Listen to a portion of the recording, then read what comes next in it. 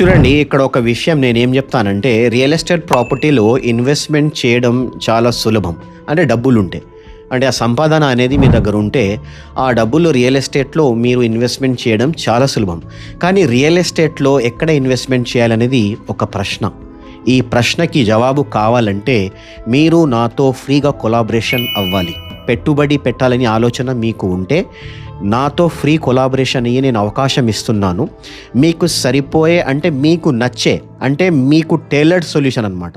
అంటే మీకు అనుగుణంగా ఉండే సొల్యూషన్ నేను ప్రొవైడ్ చేస్తాను. ఎందుకంటే ఒక ఎంటర్‌ప్రెన్యూర్, ఒక వ్యాపారవేత్త ఏం చేస్తాడంటే ప్రాపర్టీలో ఇన్వెస్ట్‌మెంట్ చేయడానికి సరి అయిన ఒక కన్సల్టేషన్ గురించి చూస్తూ ఉంటారు.